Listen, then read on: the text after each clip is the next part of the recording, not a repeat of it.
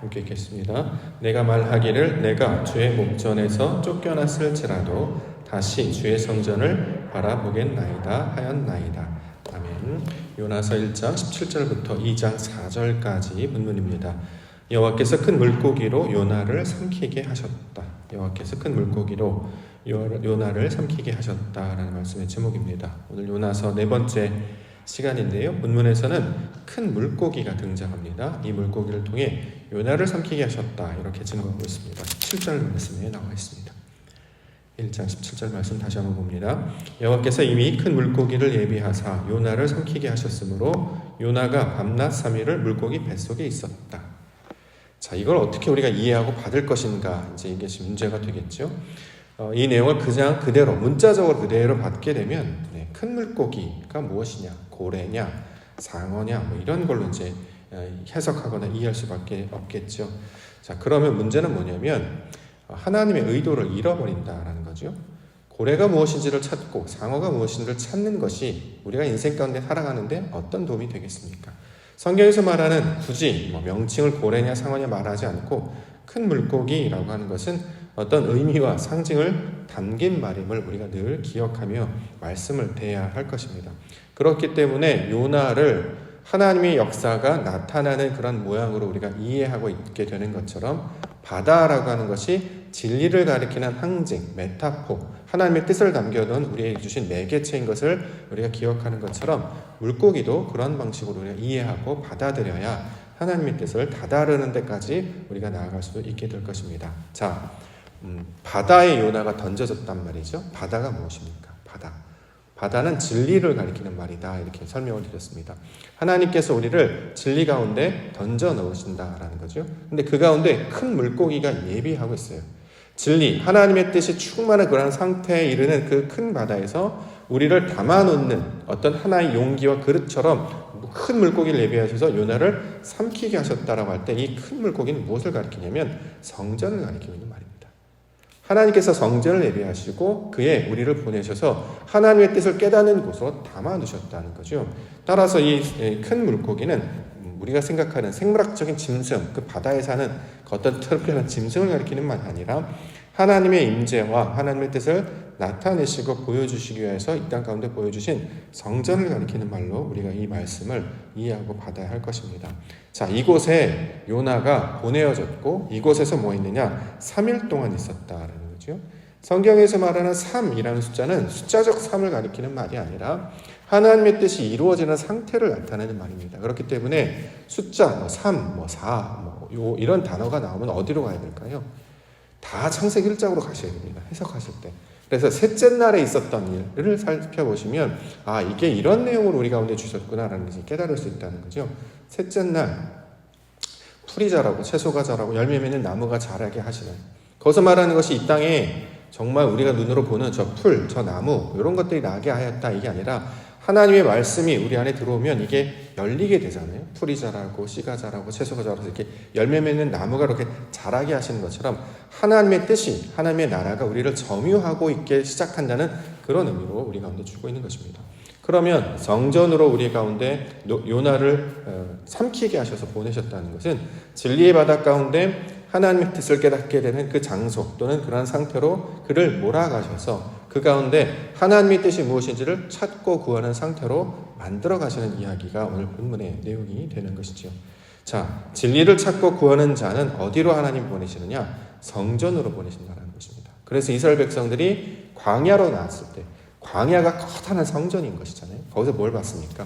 말씀을 받게 되는 거죠. 하나님의 뜻을 알게 되는 것입니다. 이처럼 하나님의 임재를 경험하는 것. 자, 이것을 우리가 물고기의 의미로 살펴보아야 할 것입니다. 실제로 예수님께서 어렸을 때 명절에, 유월절에 예루살렘에 올라가셨죠. 그가 계신 곳이 어디였습니까? 성전이었잖아요. 누가복음 2장 46절에 보면 사흘 후에 성전에서 만난즉 그가 선생을 주게 앉으사 그들에게 듣기도 하시며 묻기도 하셨다. 부모와 함께 예루살렘에 올라갔다가 유대인의 명절 와서 올라갔다가 다시 내려왔는데 아이가 없어졌어요. 얘가 어디 있는지 다시 살펴보니까 아이가 있었던 것이 성전이었다라는 거죠.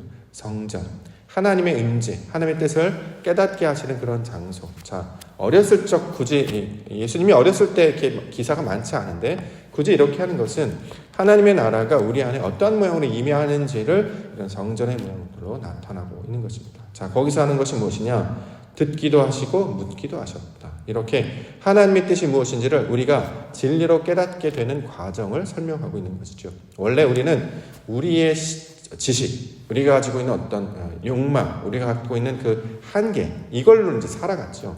이게 무슨 뜻인지를 알지 못했습니다. 그렇죠? 말씀 자체가 없었기 때문에, 빛 자체가 없었기 때문에 이게 무슨 의미인지 몰랐어요. 그런데 하나님께서 성전이라고 하는 곳 가운데 보내주세요. 성전은 무엇입니까? 하나님의 임재가 있는 곳, 또는 하나님의 임재가 나타나는 그런 상태를 말하는 거죠. 그럼 어떻게 되느냐? 왜 이런 일이 일어나는지를 마치 아이처럼 물어보게 되는 거예요. 하나님, 이게 무슨 뜻이죠? 하나님, 이게 어떻게 된 일입니까? 이게 나에게 무슨 상관이십니까? 이런 상태로를 만들어 가시는 거예요. 이걸 가르쳐서 성전으로 만드시는 하나님의 사역이다, 이렇게 말하기도 합니다. 그래서 그 다음에 나오는 과정이 뭐냐면 기도라는 말이 거기서 등장을 하죠. 1절과 2절. 요나가 물고기 뱃속에서 그의 하나님 여호와께 기도하여 이르되 내가 받는 고난으로 말미암아 여호와께 불러 아뢰었더니 주께서 내게 대답하셨고 내가 수월의 뱃속에서 부르짖었더니 주께서 내 음성을 들으셨나이다. 자, 물고기 뱃속, 자, 진리의 말씀 가운데 정해져 있는 상태. 자, 거기가 이제 성전이 있겠죠. 성전에 가서 뭐 합니까? 부르짖고, 그러니까 기도한다라는 거죠. 하나님의 존재를 깨닫기 시작하는 거예요. 그래서 이게 해석이 안 됐던 그의 자가 절대자, 무슨 일이 일어납니까? 라고 묻고 구하는 상태가 돼요. 이전에는 부르짖지를 못했죠. 왜 그렇죠? 알지 못했으니까요. 뭘 알아야 뭘 부르짖을까요? 명칭을 알아야. 이름이라고 하는 우리가 개념이 있죠.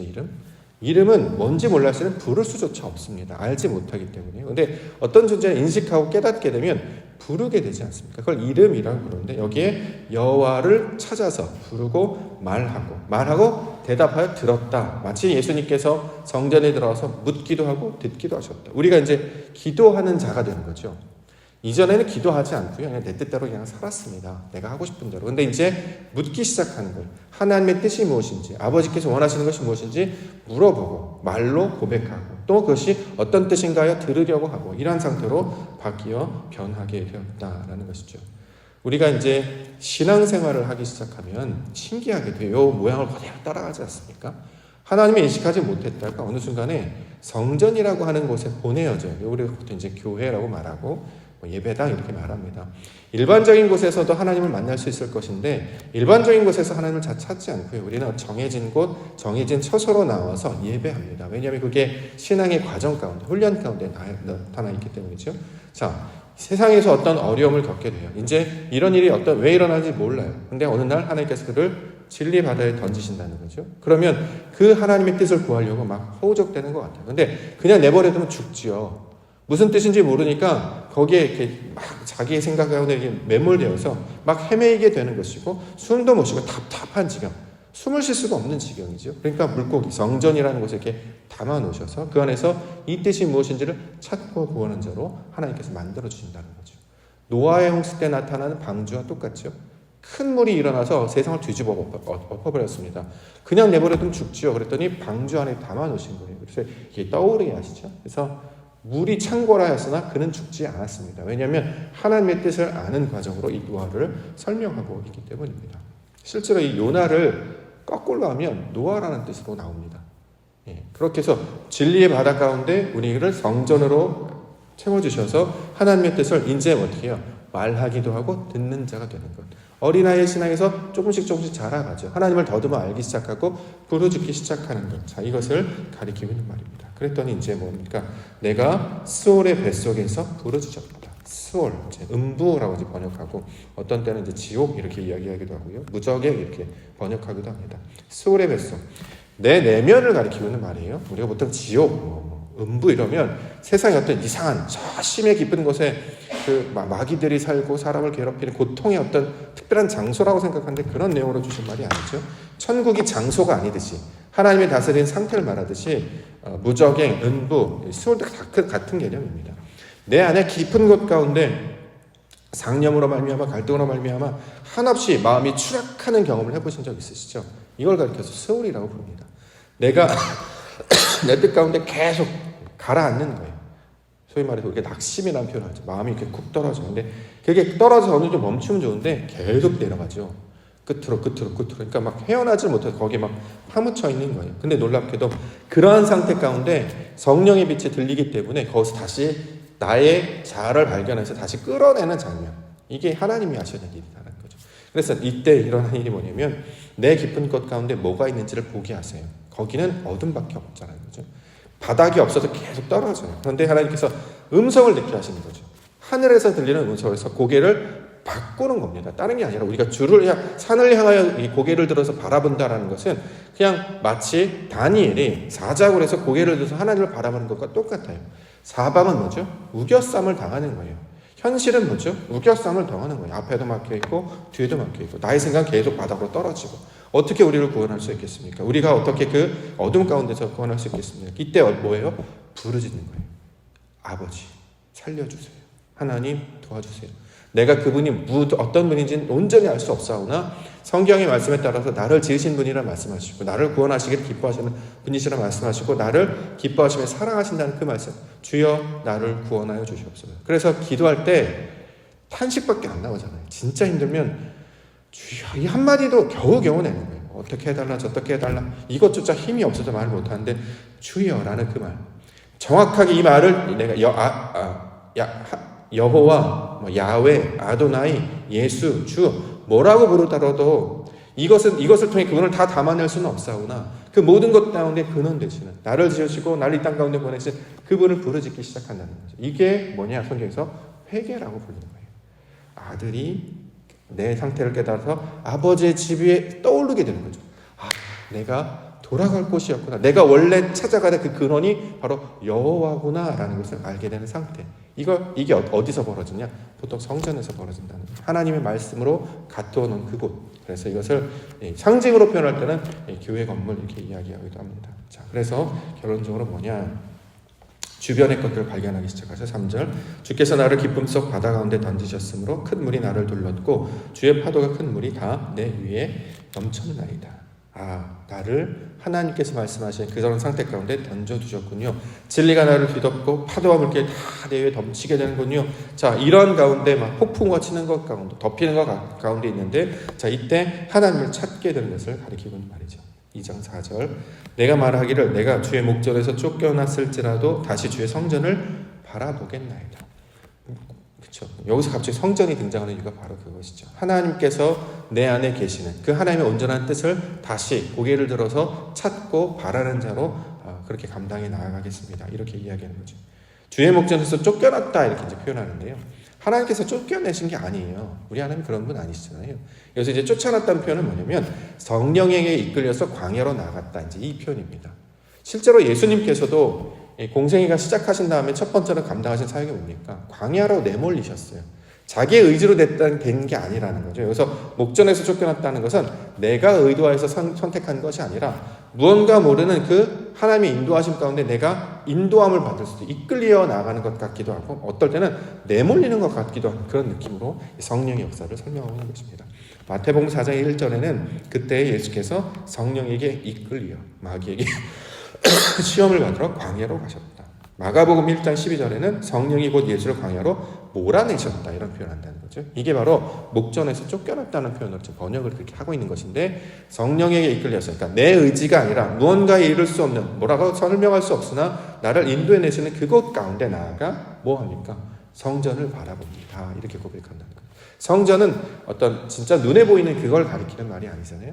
하나님의 역사, 원래 아버지께서 우리 가운데 의도하셨던 그 뜻, 그래서 우리가 이제 바로 성전이 되는 것인데 그 하나님의 나라가 내 안에 들어와 원래 이루고자 하는 하나님의 뜻을 찾는 그것들로 나아가겠습니다. 이전에는 그냥 이 땅 가운데 보내지면 세상에 사는 사람들 방식처럼 소위 말하는 잘 먹고 잘 사는 것, 여유롭게 사는 것, 편안하게 사는 것, 그래서 우아하게 사는 이게 이제 유일한 목적이었잖아요. 마치 애굽에서 그 신전들을 만들어서 열심히 만들면 신전에 있는 것처럼 복을 받는 것처럼 나일강에서 열심히 일하면 내가 그냥 먹고 사는 게 아무 일이 없는 것처럼 근데 하나님의 백성들은 그것을 만족을 못 느끼게 하셨단 말이죠. 그건 하나의 과정일 뿐인데 그것에 계속 머물러 있으니까 거기서 그 다음 단계로 인도해 내시는 거예요. 그래서 갈급함을 주게 하시고 갈증을 주게 하시고 배고픔을 주게 하시고 그래서 주의 말씀을 찾게 하신다는 거죠. 그럼 성령이 어디로 이끌어내십니까? 광야로 이끌어내세요. 그리고 실제로 광야를 뭐라고 그러냐면 성전이라고 부르기도 하죠. 이걸 신약에서는 더 확장된 개념으로 우리 가운데 말합니다. 성경에서 말하는 성전은 어디냐면 세상이 성전이에요. 이 세상이 성전이에요. 우리가 보통 교회당, 예배당 이렇게 작은 개념으로 알고 있었잖아요. 그래서 큰 물고기라는 개념이 세상이 바로 하나님이 다스리는 장소 아닙니까? 어디에나 계시고 아니 계신 곳이 없죠. 다 하나님의 통치 가운데 있어요. 그런데 다 하나님의 통치 가운데 있는데 우리가 어디에 있든지 하나님이 아니 계신 곳이 없기 때문에 부정한 곳이 없죠. 어디를 가면 뭐 여기는 거룩한 장소야, 저희는 부정한 장소, 이건 하나님의 일이야, 이건 하나님의 일이 아니야. 그럴 수 없다는 거예요. 이건 사람들이 만들어낸 구분이고 이 세상이 바로 하나님이 뜻하신 성전과도 같죠. 그 성전 가운데 찾아오신 분이 누굽니까? 예수 그리스도이시죠. 하나님이 세상, 이 세상이 성전이거든. 그리고 신약에서 이걸 호코스모스라고 이제 번역을 하는데 우주라고 이제 그걸 번역을 했기 때문에 세상으로 번역을 했기 때문에 우리가 생각하는 물질적 세계 이건데 하나님의 뜻으로 보면 이 호코스모스 세상이라고 하는 건 하나님이 거처하신 성전 가운데 있다. 이제 그 말이 되는 것입니다. 그래서 예수를 보내셨어요. 진리를 보내셨어요. 그가 우리를 독생자 보내셨어요. 그래서 그를 어떻게 해요? 믿는 자마다 영생을 얻게 하는 것. 그가 주시는 그 믿음을 우리 안에 역사해서 이게 바로 하나님의 나라의 역사이구나라고 우리의 믿음의 설도로 바뀌게 되면 뭘로 나아가느냐? 영원한 생명으로 나아간다. 우리가 살아있는 자가 되게 하시는 일이다. 이게 요한복음을 통해서 말씀하시는 내용이기도 하는 것이죠. 자, 이것을 우리가 이제 점점 작은 것에서 처음에 이제 배워서 시작했다면 점점 눈이 이제 열리게 되죠. 그러면 이게 바로 다 하나님이구나. 우리가 이 세상을 살고 있는 모든 것이 큰 물고기와도 같다라는 거죠. 근데 이걸 갖지 못하니까 이제는 그 시야의 좁은 산 가운데 하나님의 뜻과 내 뜻이 같아지는 그 상태 가운데 있는 거예요. 그러면 딱 열리게 되잖아요. 이제 물고기 이제 뱉어내겠죠. 육지에 도달하게 되겠죠. 그러면 눈에 딱 나왔기 때문에 그러면 하나님의 거하심 가운데서 벗어나느냐? 아니에요. 우리가 진리로 바뀌었잖아요. 하나님께서 내가 성전이 됐잖아요. 우리가 가는 모든 것이 다 하나님이 하시는 일이 되기 때문에 그 존재로 우리를 변화시키는 것을 이 요나의 말씀으로 우리가 설명하고 있는 것입니다. 그러므로 우리가 오늘 만나는 큰 물고기, 우리를 성전 가운데 일단 작은 개념으로 이렇게 봤죠. 그러면 예배의 처소 가운데 우리를 보내신 것이 하나님이 하시는 일일 수밖에 없다라는 것입니다. 우리 의지대로 왔습니까? 계획하고 오토교회 나오시고 하셨어요? 옛날에 어렸을 때 나는 나중에 10년 후에 20년 후에 저 석천동에 있는 어디에 가서 예배를 드릴 때야 아무도 계획하지 않았다는 거죠. 뭔지 모르겠어요. 나를 이끌어 가시는 것 같기도 하고 내 발을 이끄셔서 저 옥토기를 보게 하셨는지 또는 그런 마음을 주셨는데 어떻게 나를 푸시하는 것 같기도 하고 이끄시는 것 같기도 하고 근데 그를 찾기 시작하는 거죠. 왜 이런 일이 있는가? 그렇게 하셔서 우리를 만나시려고 하시는 분이 바로 하나님의 사역이 되는 것이고요. 그렇게 우리가 찾고 부르질 때 하나님께서 우리를 만나주실 줄 믿습니다. 이걸 가르쳐서 3일이라고 이야기하는 거예요. 그러면 우리 안에 열매 씨, 말씀의 씨가 뿌려져서 이렇게 자라가기 시작합니다. 나중에는 어떻게 자랄까요? 그렇죠. 큰 나무로 자라서 여기에 새가 깃들고 짐승이 사는 하나님의 뜻으로 충만한 상태가 이루어져서 마침내 하나님의 형상을 닮은 아담을 창조하셨다라고 말할 때 그 아담이 되게 하시는 일, 하나님께서 세상과 구별된 모습을 살게 하신 그 자가 되게 하시는 일, 그래서 나중에 그 자가 빛을 문고 세상 가운데 나아가기 때문에 그를 가리켜서 빛이다라고 이야기하는 것이고 세상은 여전히 하나님을 알지 못하는 어둠이 있기 때문에 빛을 가지고 있는 존재가 가면 그 사람이 별이 되는 거죠. 그래서 세상의 소망이 교회에 있다, 성도에게 있다 이렇게 이야기하고 있는 것입니다. 그래서 우리가 살고 있는 지역 어느 곳에 있든지 말씀으로 붙잡는 진리의 깃발을 붙들고 서 있는 그곳을 붙들고 있으면 내가 구원을 받는 것뿐만 아니라 성령의 역사가 흘러넘쳐서 세상 가운데 역사함으로 말미암아 하나님의 나라가 도래하고 또 그것은 마치 소돔과 고모라 땅처럼 하나님께서 멸망시키는 것이 아니라 새롭게 구원해내시는 장소로 역사하실 것을 계속해서 반복적으로 이야기하고 있는 것입니다. 저와 여러분들이 아브라함처럼 부르심을 받았고 저와 여러분들이 요나처럼 부르심을 받았어요. 그래서 처음에 연습을 어디서 하냐? 이 작은 물고기 교회에서 이제 시작하고요. 큰 물고기 세상에서 말하는 거기서 말할 때도 두려움이 없게 되는 거죠. 자꾸 기독교인이 뭔가 어려움이 있으면 자꾸 교회 안에 들어오는데 하나님 어디 계신데 작은 곳에서 연습을 하고 빛을 비추는 작은 광명체가 그래서 등장하는 거예요. 창세기 4장 넷째 날에 보면 큰 광명체 작은 광명체 하는 거 아닙니까? 큰 광명체는 하나님의 뜻이고 작은 광명체는 그 빛을 받아들인 우리를 가리키는 말이라는 거죠. 우리가 뭐 낮에 해, 밤에 달 이런 것뿐만이 아니라 우리를 나타내고 있는 말입니다. 그 빛을 만나는, 빛을 전하는, 빛을 반사하는 그렇게 하나님의 형상을 닮은 자로 부르시기 위하여서 우리를 이 땅 가운데 보내심을 우리가 말씀을 통해 다시 한번 기억하기를 원합니다. 그러므로 이 작은 성전 가운데 하나님 이 요나의 스토리처럼 나를 이곳 가운데 보내심으로 말미암아 기도하겠습니다. 말하고 듣고 말씀을 깨닫고 진리를 깨닫는 그 지경까지, 그래서 내가 하나님을 아는 그 지경의 모습과 똑같아질 때까지 그 안에서 풍성한 은혜를 누리시고, 마침내 3일 그 다음에 이렇게 육지로 이렇게 토해내는 개념을 성경에서는 부활했다 이렇게 얘기합니다. 그래서 3일이 등장하는 거예요. 예수님도 3일 만에 부활하셨다. 그 얘기가 그 뜻이거든요. 육신의 상태에서, 자신의 소욕의 상태에서 벗어나서 진리를 온전히 따르는, 하나님의 영을 따르는 거룩한 성도로 바뀌어가는 과정. 자, 이것을 지금 이 이야기들로 설명하고 있는 것이죠. 이거 말씀 다시 한번 보셨고, 그 하나님이 역사하신 그 뜻을 소망으로 간직하시며 기도 가운데 나아가는 백성들이 되기를 원합니다. 이 이야기가 저와 여러분들의 이야기란 말이에요. 우리를 바꾸어내시겠대요. 새롭게 살게 하시겠대요. 세상에서는 뭐라고 표현할 수도 없는, 그 사람들은 이해할 수도 없는 그런 상황에서 우리를 새롭게 변하게 하셔서 완전히 새로운 세상을 살게 하신다는 거죠. 그러면 거기는 이전에 내 뜻대로 살면 거기는 스울이었거든요. 음부였어요. 계속 떨어지는, 말할 수 없이 추락하는. 그런데 우리를 새로운 땅으로 탁 토해내셨기 때문에 그때는 하나님께서 나를 지키시고 나와 함께 하신다는 걸 깨닫기 때문에 어떻게 해요? 그 어디나 하늘나라가 바로 여호수아를 통해서 주신 말씀처럼 담대하라, 내가 너와 함께 했겠다. 이거를 알게 됨으로 말미암아 성도로 살아가게 되는 그 모든 믿음의 과정, 이것들을 설명하고 있는 것입니다. 그러므로 오늘 아침에 나오는 이 예배의 과정이 요나의 과정과 너무 닮아있지 않겠습니까? 우리를 이렇게 부르셨구나, 하나님께서 뜻이 계시구나. 그러니까 우리가 해야 되는 지금 역할은 기도, 듣고 말씀이 그러한가 해서 깨닫고 하나님 나를 다스려 주시옵소서. 그 말씀으로 채워 주시옵소서. 하나님께서 내놓으실 그때까지, 내가 그렇게 온전히 변할 때까지 하나님 뜻 가운데 모든 걸 내어 맡기겠습니다. 이렇게 기도하며 하나님의 영광을 바라보시고 그의 사역들을 의지하며 소망 가운데 나아가시는 믿음의 성도님들과 교회가 되기를 주님의 이름으로 축원합니다.